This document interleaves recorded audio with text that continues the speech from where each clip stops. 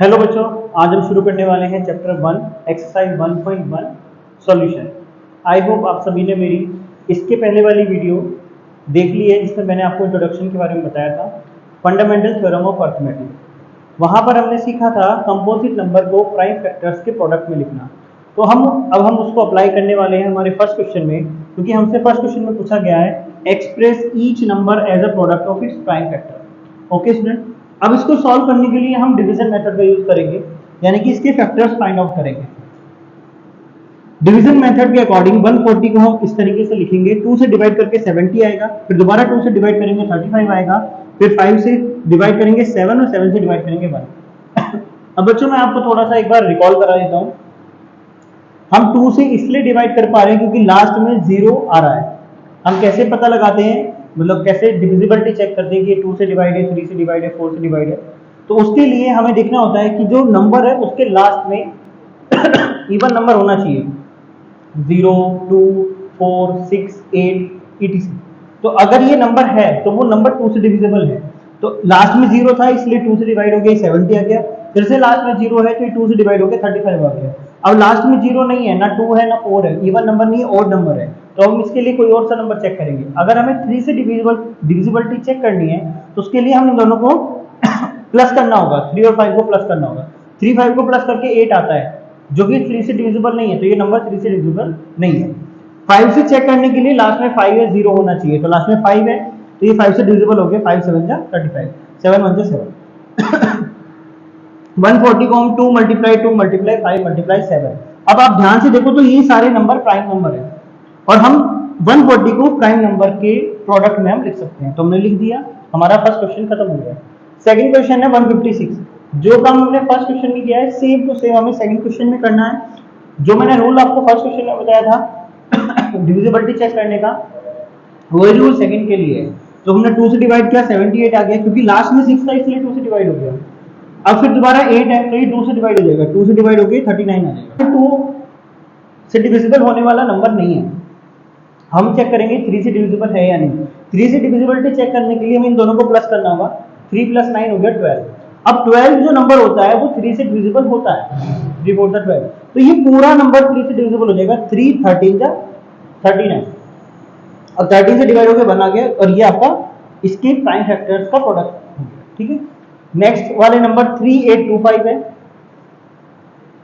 3825 में भी आपको सेम वर्क करना है। 3 से अच्छा चेक करो एक बार, ये 2 से डिविजिबल है, 5 नहीं है, तो इसलिए हम क्या करेंगे, इस नंबर को किसी और नंबर से डिवाइड करके देखेंगे। हम सारे नंबर को प्लस करके देखते हैं। 8 और 2 10, 10 और 5 15, 15 और 3 18, 18 3 से डिविजिबल होता है इसलिए ये नंबर 3 से डिवाइड हो गया। 3 से डिवाइड करके ये आ गया 1275। फिर दोबारा जब आप चेक करोगे 3 से डिविजिबल हो जाएगा। अब 4 2 5 3 से डिविजिबल नहीं होगा, क्योंकि लास्ट में 5 है इसलिए 5 से डिविजिबल हो गया। 5 हो गया, फिर दोबारा 5 हो गया, अब 17 आ गया और आपने 3825 को लिख लिया प्राइम नंबर के प्रोडक्ट में।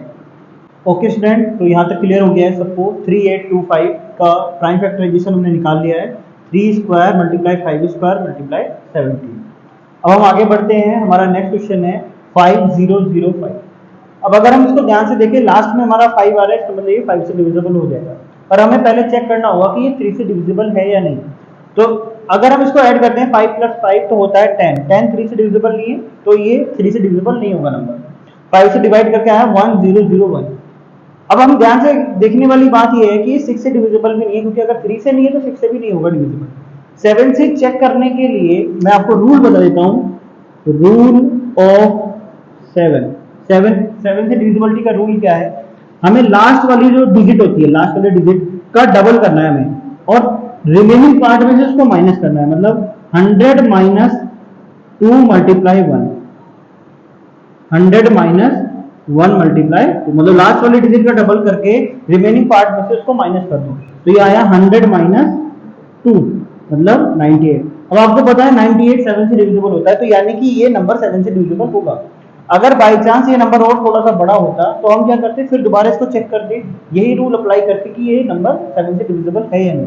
तो 7 से डिवाइड करके हमें मिला 143। अब चेक करेंगे तो ये नंबर 7 से डिविजिबल नहीं है। 7 से नहीं है तो हम 9 से चेक करेंगे। 9 से चेक करने का रूल सेम है जैसा 3 से चेक करने का रूल है। तीनों को प्लस करो, 3 1 4 4 4 8 और 8 9 से डिविजिबल नहीं होता। अगर हम 11 से चेक करेंगे तो 11 से डिविजिबल है, ठीक है। 11 से इसको डिवाइड करेंगे 13 आएगा, 13 से डिवाइड करेंगे 1 आएगा। स्टूडेंट मैं आपको 11 का रूल भी बता देता हूं। रूल ऑफ 11, रूल ऑफ 11 क्या है, हमें क्या करना होता है, इसको ओड इवन नंबर में कन्वर्ट करना होता है। अब देखोगे आप ये फर्स्ट पोजीशन होती है तो इसको हम बोलेंगे ओड, ये होती है सेकंड पोजीशन इवन, ये होती है थर्ड पोजीशन ओड, ठीक है। अब अगर हम ओड वालों को सम करेंगे तो आएगा 3 + 1, इवन वालों को सम करेंगे तो आएगा 4, और जब इन्हें सब्ट्रैक्ट करेंगे तो आएगा 0, मतलब 4 - 4 0। तो अगर या तो 0 आ जाए या 11 का मल्टीपल आ जाए तो वो 11 से डिविजिबल होता है, ठीक है। तो आपको 11 का रूल पता चल गया। अब अगर हम अगले क्वेश्चन पे जाते हैं 7 4 2 9, इसमें हम जब चेक करते करते आगे तक पहुंच जाएंगे, मतलब 2 से 3 से 5 से 9 से 11 से 13 से 15 से चेक करेंगे तो हमें कोई नंबर मिलेगा नहीं, हमें 17 मिलेगा नंबर जिससे डिवाइड हो जाएगा। उसके बाद 18 से हमें चेक करने की जरूरत नहीं है, 19 चेक कर, मतलब हम प्राइम नंबर से ही चेक करते हैं मोस्ट ऑफ द टाइम। हम ये आपने एक बात नोटिस करोगे, जितने भी नंबर है सारे प्राइम नंबर है, तो हम जब प्राइम नंबर से चेक करेंगे 19 से तो ये 23 आ जाएगा। उसके बाद जो नेक्स्ट प्राइम नंबर चेक करेंगे तो 1 आ जाएगा, तो इसके प्राइम फैक्टर आ गए 17 × 19 × 23। आई होप स्टूडेंट आपको ये क्वेश्चन समझ में आया होगा। अब चलते हैं क्वेश्चन नंबर 2 की तरफ। तो बच्चों हम देखते हैं क्वेश्चन नंबर 2। क्वेश्चन नंबर 2 क्या कहता है, find the LCM HCF of the following pair of integer. तो हमने एचसीएफ और एलसीएम पहले भी निकाला था, लेकिन अभी हम न्यू मेथड सीखने वाले हैं कि हम एचसीएफ और एलसीएम को इजीली किस वे में निकाल सकते हैं। और हमें एक वेरिफिकेशन और करना है। यहाँ पे क्वेश्चन के अंदर क्या वेरिफिकेशन करना है, एलसीएम और एचसीएफ का multiplication product of the two number. Suppose करो वो दोनों नंबर ए और बी हैं, तो LCM of A B and HCF of A B का multiplication product of A B, मतलब ए क्रॉस बी, जो ये सब इक्वल होना चाहिए, ठीक है। तो मैं एक क्वेश्चन आपको बड़े ध्यान से समझाऊंगा, आपको उस क्वेश्चन को समझते हुए बाकी के दोनों क्वेश्चन भी समझने हैं और करने हैं। पहला क्वेश्चन देखिए क्या कहता है, 26 और 91 इन दोनों का आपको एचसीएफ और एलसीएम निकालना है और साथ में ये वाली प्रॉपर्टी को वेरीफाई करके दिखाना है। चलिए 26 का डिवीजन मेथड से हमने पहले 2 से डिवाइड किया, 13 आ गया, 13 से डिवाइड किया 1 आ गया, तो यानी कि 26 के फैक्टर क्या हो गए, 2 × 13। 91 को 7 से डिवाइड किया, 13 आ गया, 13 से डिवाइड किया 1 आ गया, तो 91 के हो गए 7 × 13। ये वाला स्टेप मैंने आपको लास्ट वीडियो में समझाया था। आपको अगर ये वाला स्टेप अभी भी समझ में नहीं आ रहा है तो लास्ट वीडियो में एक बार जाके अच्छे से समझ लीजिए, ठीक है। अब शुरू करते हैं, जो इस टॉपिक में हमें करना है एलसीएम कैसे निकालना है। तो एक आपको फॉर्मूला मैं बता रहा हूं, आपको वो समझना है, ध्यान से देखना है। LCM of any two number is product of greatest power of each number. ध्यान से सुनना, प्रोडक्ट ऑफ ग्रेटेस्ट पावर, यानी कि आपको इन वाले नंबर्स में से जो प्रोडक्ट करनी है वो ग्रेटेस्ट पावर ऑफ नंबर करनी है, हर एक नंबर की ग्रेटेस्ट पावर से, ठीक है। कॉमन हो या नहीं हो, आपको ग्रेटेस्ट पावर चूज करनी है। यानी कि सपोज करो यहाँ होता है 2 की पावर 2 और यहाँ 2 नहीं है, तो हम 2 की पावर 2 लेंगे एलसीएम में। यहाँ 13 कॉमन है, हमें कॉमन से प्रॉब्लम नहीं है क्योंकि कॉमन की कोई बात इसमें की नहीं है। तो हम क्या करते हैं, product of greatest power of each number लेते हैं। 2 आ गया, ठीक है, 7 आ गया, ठीक है, 13 2 बार लिखा हुआ है, एक बार हम लिख लेंगे क्योंकि हमें कॉमन से प्रॉब्लम नहीं है, ना ही हमें बार बार लिखना है। 2 × 7 × 13 को जब मल्टीप्लाई करोगे 182 आ जाएगा, ठीक है। तो ये इसका एलसीएम निकल के आ गया। अब बात करेंगे एचसीएफ की। HCF is product of smallest power of each common number. आपको ध्यान देने वाली बात यह है, एचसीएफ में आपको कॉमन देखना है। अगर आपका नंबर कॉमन है तो आप आगे बढ़ेंगे, वरना आप नहीं आगे बढ़ेंगे, तो उसका एचसीएफ 1 हो जाएगा। तो अब ध्यान से देखो, इस पूरे में कॉमन क्या है 13। अब उसके बाद भी हमें क्या लेनी है, स्मॉलेस्ट पावर।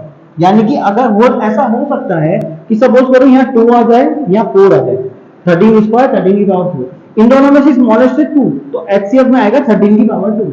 तो ये मैंने एक एग्जांपल लिया था, इसको रफ कर देते हैं। तो अभी मुझे समझ में आ गया कि मुझे स्मॉलेस्ट पावर लेनी है कॉमन नंबर की, जो कॉमन हो दोनों में। अब 13 की पावर 1 है तो 13 का 13 आ गया, यानी कि इसका एचसीएफ हो गया 13। अब हम वेरिफिकेशन करते हैं, जो हमसे वेरिफिकेशन करने के लिए उसने बोला था, LCM multiply HCF is equal to A cross B. HCF कितना था 13, एलसीएम कितना था 182, ए कितना है 26, बी कितना है 91। जब आप इन सबको मल्टीप्लाई करोगे एलएचएस और आरएचएस को देखोगे तो दोनों नंबर सेम आएंगे, यानी कि हमारा हो गया ये वेरीफाइड। क्या हो गया, वेरीफाइड। ठीक है, तो यहाँ पे ये खत्म हो गया। अब बात करते हैं नंबर 2 की। नंबर 2 में 510 के आपको फैक्टर करने हैं, 92 के आपको फैक्टर करने हैं। फैक्टर मैंने यहाँ पे लिख रखे हैं। पहले हम 2 से डिवाइड करेंगे, फिर 3 से, फिर 5 से, फिर 17 से। इधर हम 2 से करेंगे, 2 से, देन 23 से। आपको ये फैक्टर करने के बाद क्या करना है वो मैं आपको समझाता हूँ। 510 के फैक्टर को आपको सामने लिख लेना है मल्टीप्लिकेशन में, 92 को सामने लिख लेना है। अब हमें ध्यान से देखना है कि अगर इसमें कोई पावर बन रही है तो पावर बना लो फिर। जैसे हम इसमें देखेंगे सब सिंपल सिंपल है, तो हमने सिंपल लिख रखा है। नीचे वाले में 2 दो बार है तो 2 का स्क्वायर लिख लिया, 23 लिख लिया। अब रिकॉल करो मैंने एलसीएम में क्या समझाया था। तो मैंने एलसीएम में समझाया था आपको ग्रेटेस्ट पावर लेनी है हर एक नंबर की, ईच नंबर की। अब ध्यान से देखो, 2 इसके अंदर भी है, 2 इसके अंदर भी है, तो एक बार काउंट करेंगे लेकिन ग्रेटेस्ट पावर के साथ काउंट करेंगे। तो ये आ गया 2 स्क्वायर, क्योंकि ये 2 था, ये 2 स्क्वायर, तो 2 स्क्वायर। अब ध्यान से देखो, 3 दोनों में कॉमन नहीं है, लेकिन हमें फिर भी 3 लेना है, 5 भी लेना है, 17 भी लेना है, 23 भी लेना है। ये हो गई एलसीएम की बात। जब आप इन सबको मल्टीप्लाई करोगे तो 2 3 4 6 0 आ जाएगा। आप इसे वेरीफाई भी कर सकते हैं मल्टीप्लाई करके। अब बात करेंगे एचसीएफ की। मैंने आपको एचसीएफ में बताया था smallest power with common number. आपको कॉमन नंबर जरूर देखना है। अब ध्यान से देखो, इन दोनों में कॉमन नंबर कौन सा है, ओनली 2। उसकी भी स्मॉलेस्ट पावर लेनी है, तो 2 स्क्वायर और 2 में से स्मॉलेस्ट पावर कौन सी है, 1, तो इसलिए 2 आ गया इसमें। अब एचसीएफ भी आ गया, एलसीएम भी आ गया। हमें करना है verification, LCM multiply HCF is equal to A cross B. जब आप वेरिफिकेशन करोगे तो यहाँ आप एलसीएम रख देना, यहाँ आप एचसीएफ रख देना, या नंबर ए नंबर बी, और ये आ जाएगा 46920। ठीक है, इक्वल आ जाएंगे। अब बात करेंगे नेक्स्ट क्वेश्चन की। 336 एंड 54। पहले आपको इनके फैक्टर निकालने हैं, उसके बाद आपको 336 के फैक्टर को सामने रख देना है। 2 मल्टीप्लाई 2 मल्टीप्लाई 2 मल्टीप्लाई। तो आप एक बात नोटिस कर रहे हो, इसमें 2 2 2 2 बहुत बार आ रहा है, तो यानी कि हम इसको पावर में कन्वर्ट करेंगे पहले। तो 2 की पावर 4 मल्टीप्लाई 3 मल्टीप्लाई 7, 54 के हो गए 2 मल्टीप्लाई 3 की पावर 3। अब आपको यहाँ ध्यान से समझना है, क्योंकि आपने जो पीछे समझा वो यहाँ समझ में आ जाएगा। एलसीएम क्या होगा, हाईएस्ट पावर ईच नंबर। तो आपको हाईएस्ट पावर 2 की हाईएस्ट पावर 4 है, तो यहाँ 2 की पावर 4, 3 में यहाँ 1 है, यहाँ 3 है, तो 3 की पावर 3 आ गया। 7 यहाँ नहीं है, कोई बात नहीं, फिर भी इसका लेंगे। तो ये हो गया, ये सारे नंबर को मल्टीप्लाई करके 3024। ठीक है, ये आ गया आपका एलसीएम। एचसीएफ क्या होगा, आपको लेना है smallest power with common number. तो इन दोनों में कॉमन क्या है, 2 भी है 3 भी है, लेकिन आपको लेना है स्मॉलेस्ट पावर। 2 की पावर 4 और 2 की पावर 1, स्मॉल हो गया 2। 3 की पावर 1, 3 की पावर 3, स्मॉल हो गया 3, तो 2 3 जा 6। ये आपका क्या हो गया, एचसीएफ। और जब आप वेरिफिकेशन करोगे तो आपको वेरिफिकेशन करके आंसर मिल जाएगा। आई होप आपको समझ में आया होगा। अब चलते हैं आपको क्वेश्चन नंबर 3 की तरफ। बच्चे शुरू करते हैं क्वेश्चन नंबर 3। क्वेश्चन नंबर 3 में कह रहा है find the LCM and HCF of the following pair of integer by applying the prime factorisation method. तो अगर आपने मेरी लास्ट वीडियो नहीं देखी है तो जरूर देखना, उसमें मैंने आपको बताया है प्राइम फैक्टराइजेशन मेथड। मैं एक बार फिर से उसे रिकॉल कर देता हूँ। प्राइम फैक्टराइजेशन मेथड क्या होता है, जिसमें आप किसी कंपोजिट नंबर को उसके प्राइम फैक्टर्स के रूप में, प्रोडक्ट के रूप में आप लिखें। करेक्ट। तो हम यहाँ पर 3 नंबर का एलसीएम और एचसीएफ निकालने वाले हैं, जो हमसे क्वेश्चन में पूछा गया है, 12 15 21। तो सबसे पहले तो हम इसके फैक्टर्स करेंगे। करेक्ट। 12 के फैक्टर्स मैंने लिख रखे हैं, 15 के एंड 21 के। जिसको फैक्टर करना नहीं आता है वो एक बार इस वीडियो को बड़े ध्यान से देख लें, क्योंकि मैं इस क्वेश्चन में बताऊंगा, बाकी में नहीं बताऊंगा। तो एक बार ध्यान से देख लेंगे, आपको एक बार आ जाएगा, बाकी में अप्लाई कर देंगे। 12 के फैक्टर कैसे करते हैं, 12 को पहले 2 से डिवाइड करेंगे 6, फिर 2 से डिवाइड करेंगे 3 आएगा, देन 3 से डिवाइड करेंगे 1 आएगा। ये हो गए 12 के फैक्टर्स। 15 को 3 से डिवाइड करके 5 आएगा, फिर 5 से डिवाइड करके 1 आएगा। 12 में 3 से डिवाइड करोगे 7, देन 7 से डिवाइड करोगे 1। तो ये हम इस तरीके से इसको प्राइम फैक्टर्स में लिख सकते हैं प्रोडक्ट में। 12 के हो गए 2 मल्टीप्लाई 2 मल्टीप्लाई 3। अब यहाँ पे 2 दो बार आ रहा है, तो मैंने आपको बताया था इसको पावर में कन्वर्ट करना है हमें। 2 दो बार आ रहा है तो 2 की पावर 2 मल्टीप्लाई 3। 15 को हम लिख सकते हैं 3 मल्टीप्लाई 5, 21 को लिख सकते हैं 3 मल्टीप्लाई 7। ठीक है। अब देख लेते हैं LCM of 3 number is equal to product of greatest power of each number.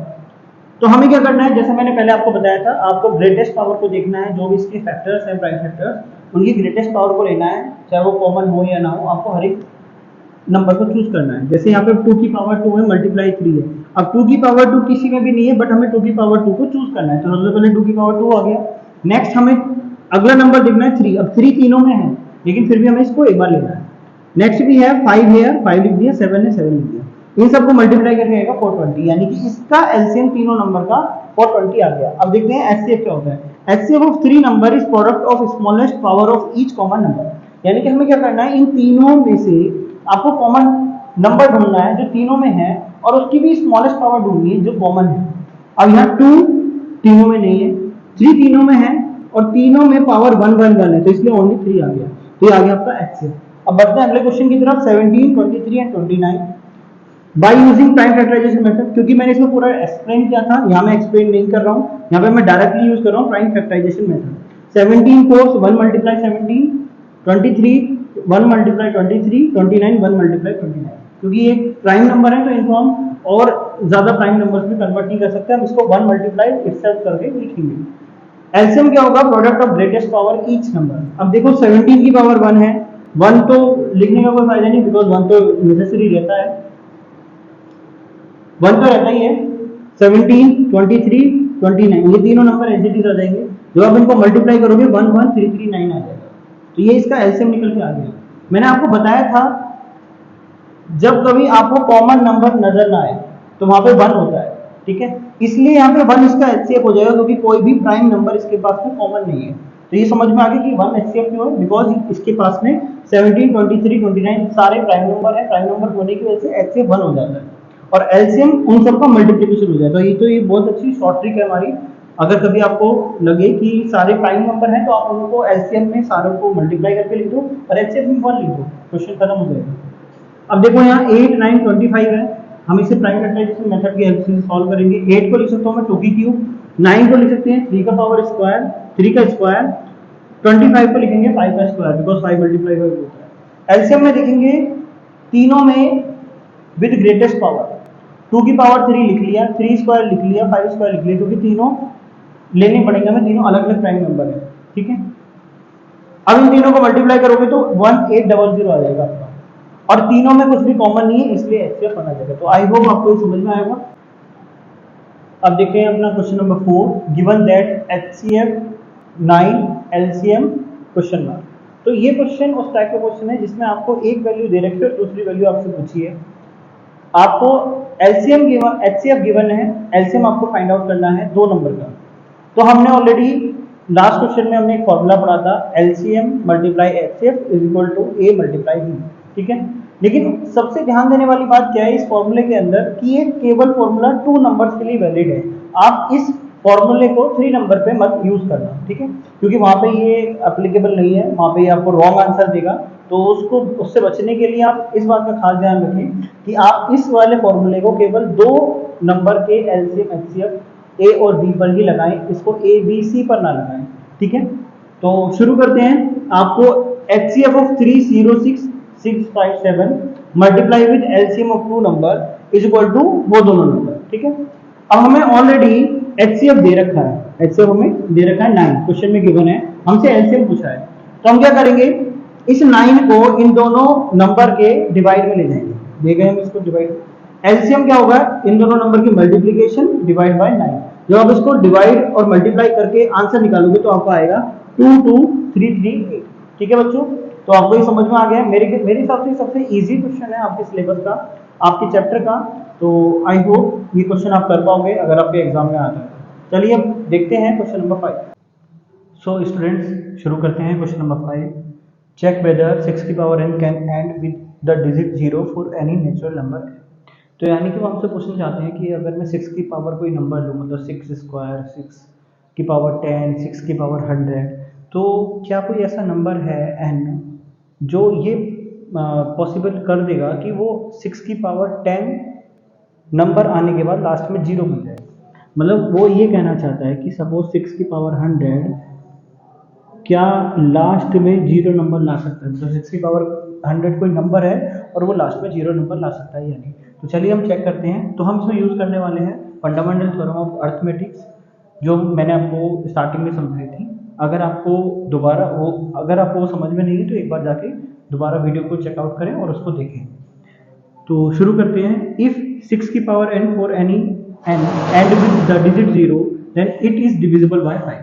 तो अगर किसी भी नंबर को लास्ट में जीरो है तो आपको डिविजिबिलिटी रूल पता होना चाहिए। लास्ट में जीरो लाने के लिए हमें उसको 5 से डिविजिबल होना पड़ेगा, उसको 5 से या 10 से। 10 से नहीं चेक करेंगे, हम 5 से चेक करेंगे।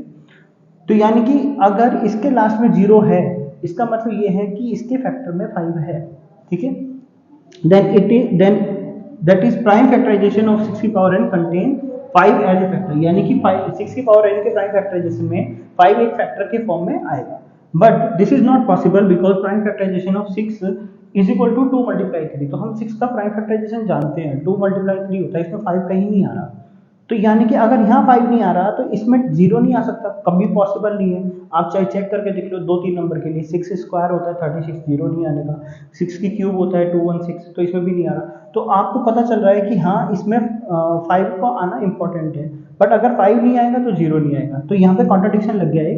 और यूनिकनेस ऑफ फंडामेंटल थ्योरम ये कहते हैं कि 6 का कोई और प्राइम फैक्टराइजेशन पॉसिबल नहीं है दुनिया में। तो यानी कि हमें ये पता चलेगा कि इसमें कभी जीरो नहीं आ सकता। तो so there are no natural number n for which 6 की power n ends with the digit 0। तो यहाँ पे हमने प्रूव कर लिया। तो बच्चों आप इसके अलावा और भी बहुत सारे नंबर्स होते हैं जिन जो एग्जाम में पूछे जाते हैं, जैसे कि 4 की पावर n क्या लास्ट में जीरो आएगा, या 8 की पावर n। तो आपको बस कुछ नहीं करना है, आपको बस ये चेक करना है कि उस नंबर के प्राइम फैक्टराइजेशन में 5 आ रहा है या नहीं आ रहा है। वेरी सिंपल लॉजिक है। आपको 4 में देखना है कि इसमें 5 आ रहा है या नहीं आ रहा है, 8 में देखना है 5 आ रहा है नहीं आ रहा है। तो आप इजीली बिल्कुल थ्योरी वाइज बना के आप एग्जाम में लिख सकते हो और आपका एग्जाम बहुत अच्छा जाएगा। चलिए अब इसके बाद शुरू करते हैं क्वेश्चन नंबर 6। चलिए अब देखते हैं क्वेश्चन नंबर 6। क्वेश्चन नंबर 6 में क्या कह रहा है, explain why 7 multiply 11 multiply 13 plus 13 and this number are composite number. तो हमें एक्सप्लेन करके उन्हें बताना है कि ये नंबर कंपोजिट नंबर क्यों है, यानी कि ये नंबर कंपोजिट नंबर है, ये हमें क्वेश्चन में दिख रहा है, बट हमें प्रूव करना है या हमें एक्सप्लेन करना है कि ये नंबर कंपोजिट नंबर क्यों है। तो कंपोजिट नंबर की सबसे बड़ी क्वालिटी क्या होती है, कंपोजिट नंबर के 2 से ज़्यादा फैक्टर होते हैं, ठीक है। मतलब उनको हम जब फैक्टराइज करते हैं तो जो ज़्यादा आते हैं, बड़ा अमाउंट आता है, 2 हो सकते हैं, 4 हो सकते हैं, 5, 10, 12, ठीक है। तो नाउ हम क्या करेंगे, इसको पहले सिंप्लीफाई करने की कोशिश करेंगे, क्योंकि हम यहाँ देख रहे हैं मल्टीप्लाई मल्टीप्लाई 10 प्लस। तो ये अगर प्लस है तो पहले इसको सॉल्व करेंगे, सबको मल्टीप्लाई में लेके आएंगे, फिर हम चेकआउट करेंगे कि क्या इसके 2 से ज़्यादा फैक्टर है या नहीं। अगर है तो कंपोजिट है, नहीं है तो नहीं। तो हम जब देखेंगे इसके अंदर 13 कॉमन आ रहा है, तो हम 13 को पहले बाहर ले लेंगे। 7 मल्टीप्लाई 11 प्लस 1, क्योंकि 13 यहाँ से बाहर चला गया, यहाँ से बाहर चला गया, यहाँ 1 बचा और यहाँ से 13 चला गया बाहर।